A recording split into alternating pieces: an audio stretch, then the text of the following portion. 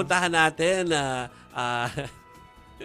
si Amy Atienza, yung mojo po namin, na nandoon po sa Kongreso na nag-antabay po. Hindi ko alam kung natuloy yung press ko ni Speaker Bogie D. Pero ang malaking storya doon ay una, yung pag-resign po ni Zaldico, at ang ikalawa ay tungkol sa binanata ni Chi, si Martin Romualdez, at si Martin ay bumanat din. Kay SP Cheese. Siyempre, di magpapatalo. Labanan ng mga ex nga eh. So, i-welcome natin si Amy Atienza para sa kanyang ulat.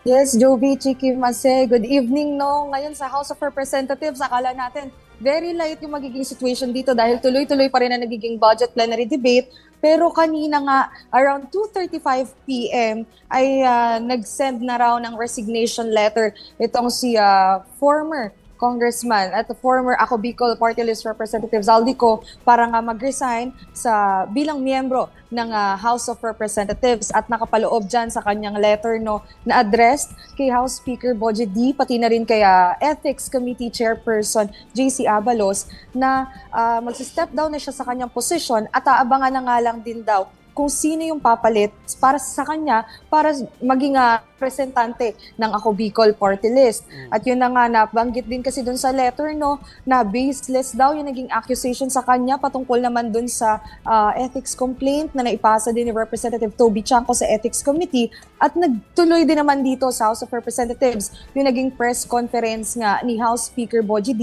kasama si Ethics Committee Chairperson JC Abalos, at nasabi nila doon na unexpected nga daw yung resignation na ginagawa kasi simula 12 midnight ngayong araw ay nag-aabang na raw sila sa pagpaparamdam nga nitong si Representative Zaldico, pero natanggap nga nila ay isang resignation letter which is nakakagulat daw on their end. At yun nga, tuloy-tuloy pa rin naman ang nagiging talakayan nga dito sa House of Representatives. Most likely in the next few days magsasalita na rin yung ilang mga kongresista, pero para sa kanila dapat pa rin daw mag-show up si Representative Zaldico kahit nawala na ng jurisdiction ng Kamara tungkol sa kanya. At yun nga, sana raw ay managot, lalong-lalo na dahil patuloy pa rin ang usapin ng manumalyang flood control projects. Joby, Chiki, Mase? Yun na nga, Amy. So dahil wala ng jurisdiction ng Congress, dahil nag-resign na si Zaldico, ibig sabihin, baliwala na yung utos na bumalik ka dito.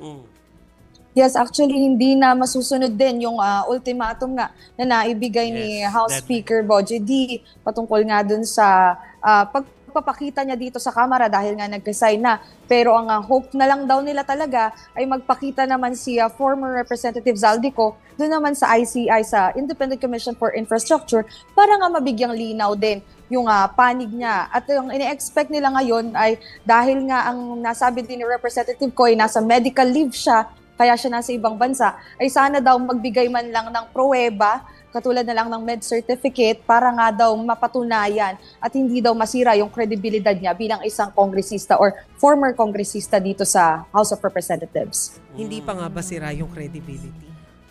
Pero kakambyo lang ako ng mabilis, Amy, kasi kanina napag-usapan namin kasama si Mary Mon yung mga banat ni dating SP Cheese Escudero laban kay dating Speaker Martin Romualdez na tinawag niyang parang sinusunod lang natin yung sarsuela ni Speaker Romualdez. Ano yung tugon dito ni Representative Romualdez?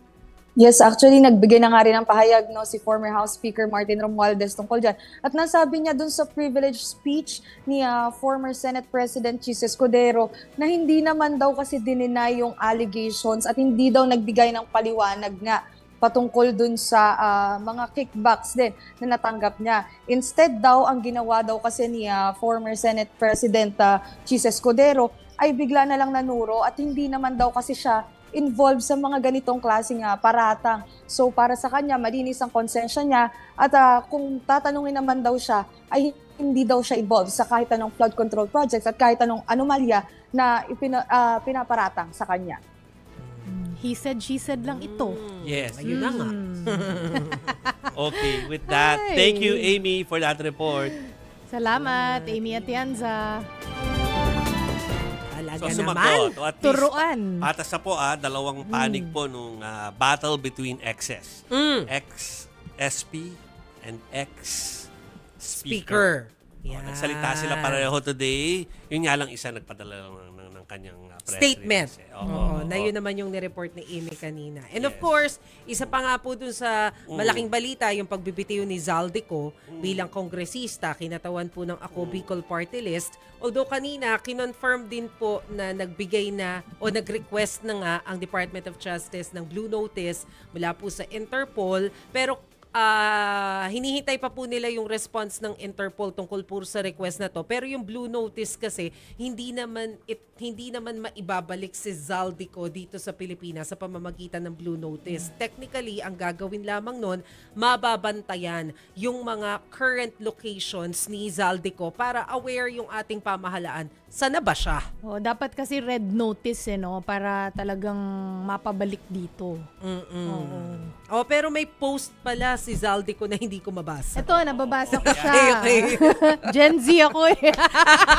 Ang mga kapatid, post ni Representative Zaldico. Mabigat man sa aking puso, ako'y nagpaabot ng aking pagbibitiw bilang kinatawan ng mababang kapulungan ng Kongreso. Sa loob ng aking panunungkulan, aking sinikap na maging kasurog ng bawat Pilipino, lalo na ng ating mga kababayan sa Bicol.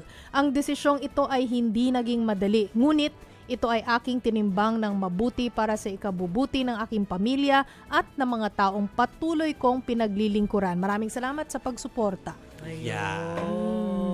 Oy, ang galing ng chess piece move niya kasi hindi na siya makakabalik dito o hindi na kailangan. Absuelto, Oo. bigla, dun sa utos na bumalik ka dito, Naku. pati yung ethics complaint, Yeah. ano na? Nice move. Hay, nako! Uy, pero ang laki pa rin ng obligasyon mo sa mga Oo. Pilipino, ha?